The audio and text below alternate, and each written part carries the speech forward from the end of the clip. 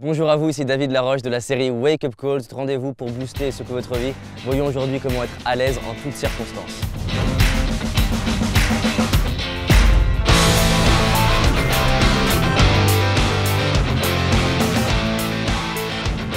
Il y a plein de situations dans nos vies où on a envie d'être à l'aise. Par exemple, ça peut être une prise de parole, ça peut être parler à son chef, ça peut être parler à quelqu'un qu'on aime. Des fois, on sent du stress ou les mains moites ou peut-être la gorge qui se tend, le pouls qui s'accélère et on a envie d'être plus à l'aise.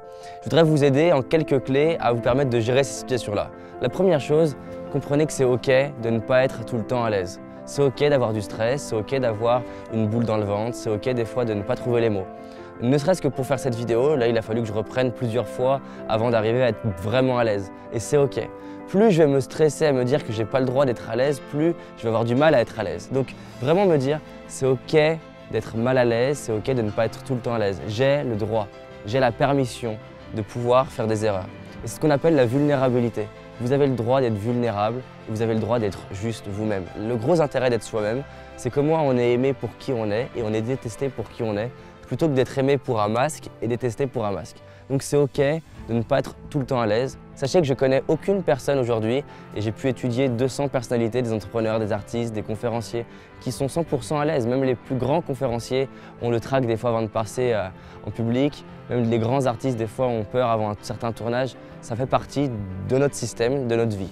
Il faut savoir qu'au niveau chimique, le stress est une émotion importante, c'est un indicateur, c'est une information qui nous indique généralement un danger et qui, la plupart du temps, nous indique une projection erronée de la réalité. C'est-à-dire, on imagine quelque chose qui pourrait se passer, qui n'est pas encore là, et on a tendance à l'exagérer ou le minimiser. Par exemple, dans mon cas, c'est de me dire « Waouh, si je n'y arrive pas maintenant, je ne vais pas avoir assez de temps pour finir la vidéo. » Donc je projette une réalité qui est fausse. Le deuxième moyen d'être à l'aise en toutes circonstances, c'est de sortir de votre zone de confort. Plus vous sortez de votre zone de confort, plus vous allez être à l'aise dans des endroits où vous n'étiez pas à l'aise. À mes 15 ans, quand j'étais très mal dans ma peau, j'ai pris l'engagement de petit à petit conquérir ma zone d'inconfort en me disant que, à force de faire des choses inconfortables, il y aurait un jour où ce qui est inconfortable pour moi et pour la plupart des gens deviendrait confortable. Et je peux vous dire aujourd'hui que je suis vraiment heureux parce que la plupart des choses qui étaient très inconfortables pour moi il y a 10 ans, même 11 ans, sont devenues faciles pour moi. Tout comme c'était inconfortable de parler, de marcher, d'écrire pour tous les êtres humains et qui après ça devient confortable, c'est la même chose. Il suffit de répéter et on va acquérir une confiance qui est conditionnelle et qui est liée à la répétition. La troisième chose, c'est qu'être à l'aise en toutes circonstances, c'est un entraînement quotidien. Il ne s'agit pas de sortir une fois de la zone de confort, mais régulièrement. C'est pour ça que j'aime bien dire, je préfère des petites actions régulièrement que des grandes actions de temps en temps.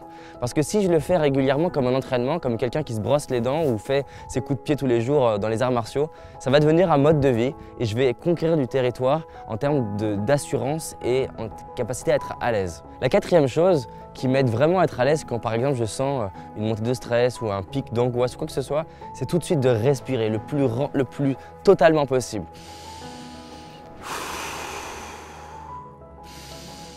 Le fait de me remplir d'oxygène, ça va mieux oxygéner mon cerveau, ça va me permettre d'avoir des muscles aussi qui sont mieux oxygénés et naturellement je vais accéder davantage à mes ressources que si j'oublie de respirer et que je suis en apnée pendant 1 heure, ce que la plupart des gens pas à l'aise font et que je fais quand je suis pas à l'aise.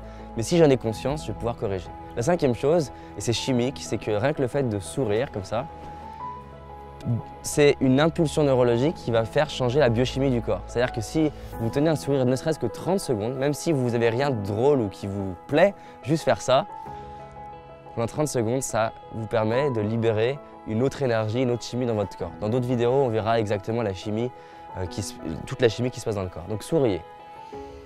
Pas besoin de faire un sourire de niais, juste un sourire peut faire du bien. Donc si je souris, je respire, je me dis que j'ai le droit et petit à petit je conquiers ma zone d'inconfort, je vais être plus à l'aise. La sixième chose, c'est d'apprivoiser le silence. Beaucoup de personnes ne sont pas à l'aise parce que dès qu'il y a un silence, ils ont besoin de parler ou de bouger.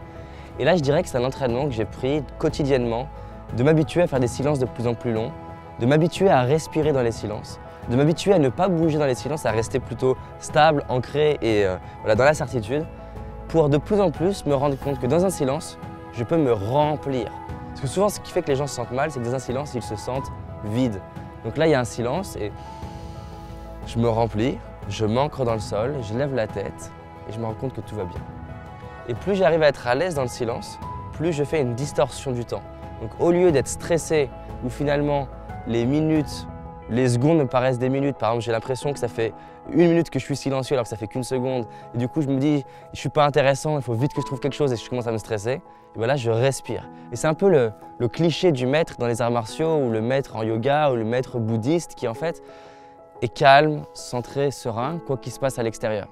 C'est un peu ce qu'on apprend par exemple au SAMU, on leur apprend à marcher calmement plutôt que courir en cas d'urgence. Ça paraît paradoxal, mais la réalité c'est que si les gens courent dans une situation d'urgence, ils vont commencer à activer une physiologie de stress, du coup perdre accès à leurs ressources. À très court terme, le stress peut fonctionner, mais sur une journée de travail, tous les jours, c'est montré qu'il vaut mieux ralentir, calmer, respirer, être bien dans le silence. La 7e chose que je fais quand je ne suis pas à l'aise dans une situation, c'est que j'ai un ancrage. Donc ça peut être une phrase que je me répète, ça peut être un geste que je me répète qui me permet de revenir à mes ressources. Ça peut être aussi une phrase que vous pouvez dire en interaction. Par exemple, je ne sais pas ce que vous pourriez trouver, j'ai pas envie de vous donner mes phrases pour ne pas vous induire avec les miennes. Mais en tout cas, l'idée, c'est de vous trouver un geste là qui vous permet de vous ressentir mieux, ou peut-être de vous ouvrir, ou peut-être une phrase, un mot. Ça peut être confiance, ça peut être liberté, ça peut être je suis libre, ça peut être rappelle-toi d'où tu viens. Bref, une phrase qui va vous permettre d'être une forme de truc sur lequel vous raccrochez quand vous n'êtes pas à l'aise. Et si vous faites tout ça, vous allez voir, vous serez de plus en plus à l'aise en toutes circonstances. Donc si on répète, 1, c'est ok de ne pas être à l'aise. 2, sortez de votre zone de confort. 3, entraînez-vous. C'est magique de pouvoir dire vous allez conquérir un espace d'inconfort et devenir de plus en plus confortable là où les autres ne le sont pas. 4, respirez, mais pas seulement en situation d'inconfort, au quotidien. Respirez, respirez, faites des exercices de respiration, soit via les arts martiaux, soit via le yoga, soit via la respiration proprement parlée. Il y a tellement de techniques et c'est tellement incroyable comment ça a changé ma vie et ça change la vie des gens que j'accompagne. 5, souriez.